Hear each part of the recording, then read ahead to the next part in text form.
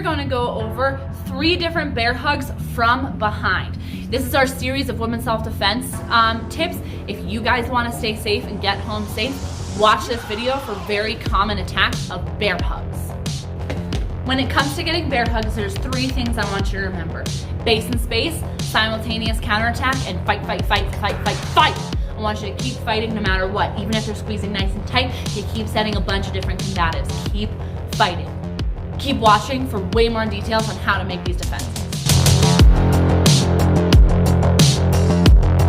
When it comes to bear hugs are a progressive attack. The sooner I can catch them, the better. The threat of a bear hug is being lifted. So every time I get bear hugged, pretty much in any position, the first thing I want to do is base and space.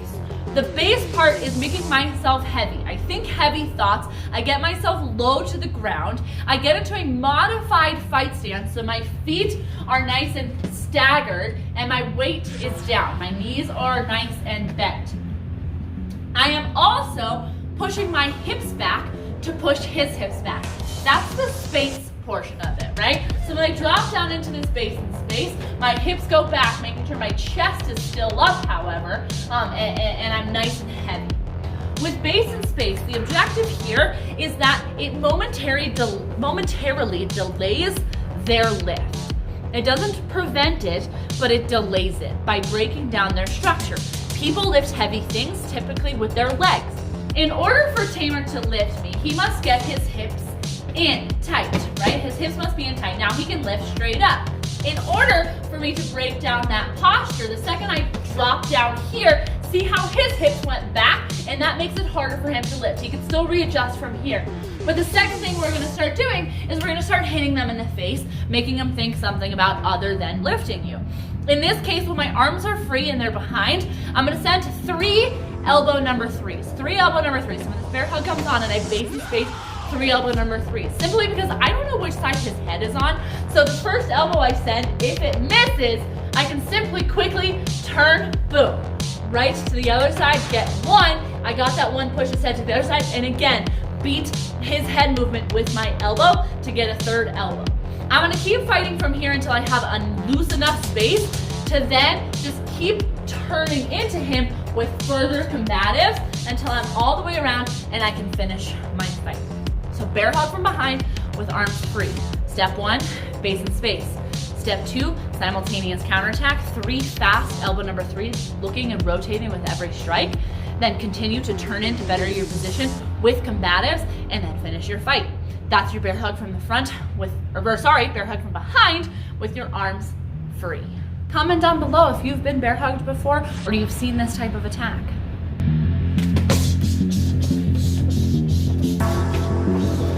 So in our sequence of bear hugs, I mentioned that it's a progressive attack.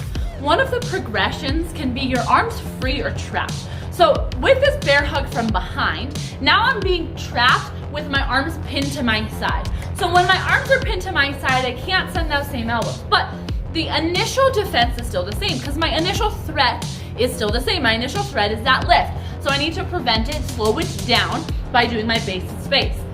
When I do this base and space, however, I want to check where his hands are as I'm dropping down. I want to take these hands, put them on his as I drop down into this base and space. What this does is it prevents him from letting his arms slide up my body and turn into a choke or something like that, right? I don't have a strong grip. I'm just checking them at my waist. So I base and space all the same that we did before in that first section, right? My feet drove wide, my hips drove back to break his posture, my hands are here. Now I simply need to shift my hips out of the way, turn, shift my hips out of the way to start striking the groin to keep those hips back and ideally help have him loosen. Once his hands are loosened, I want to drive them up so that I can start transitioning into more of a face strike and continue to strike from there.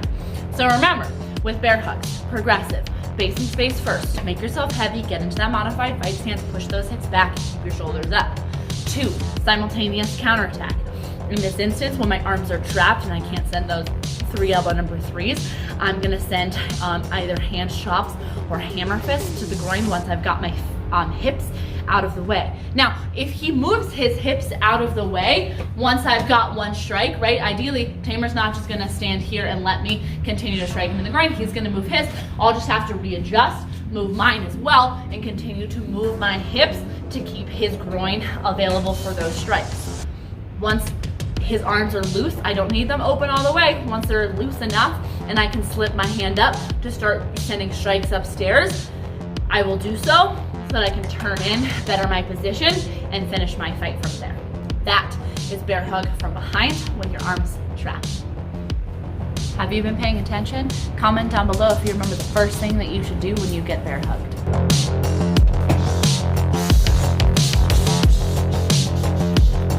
The progression of bear hugs just got worse. You did not see it in time or get in time to do that base and space to where you've slowed down or prevented that lift. Instead, you're late and you get lifted.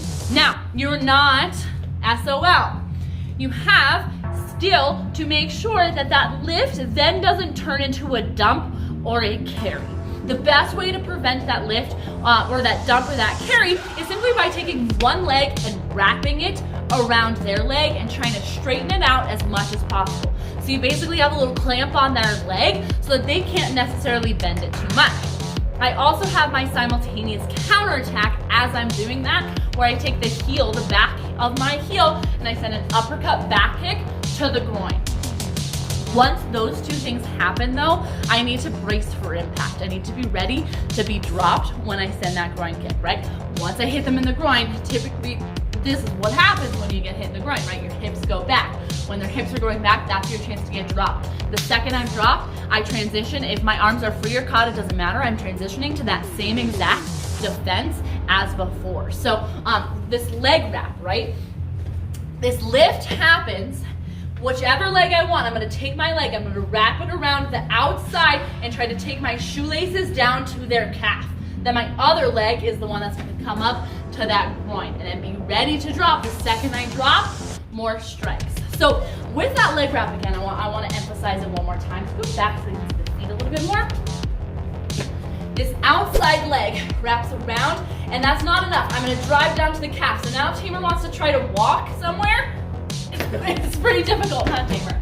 Right? You see the laboriousness of his walking was harder. It also latches me on. So if he tries to dump me, I'm latched onto your leg, right? So again, now try to dump me. He's coming with me if we do get dumped, right? So it prevents it, but I need to get that kick off as soon as possible, right? So lift comes, wrap, kick, brace for impact, transition to the rest of your bear hug from behind sequences.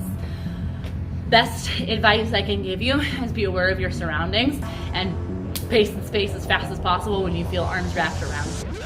If you're not, make sure you try to latch on as soon as possible, get that kick off, and get your feet underneath you. The hardest part about that secondary drop is making sure that your feet are back underneath you so that you don't end up on the ground, right? That's the biggest thing that we want to avoid here. Thanks for watching, guys. I hope you learned something new. I hope that you stay safe. Make sure that you guys like and subscribe down below. There's a little bell. Click that bell if you want more of these videos to just pop up on your feed so you see all of your self-defense and safety tips all the time. Stay safe.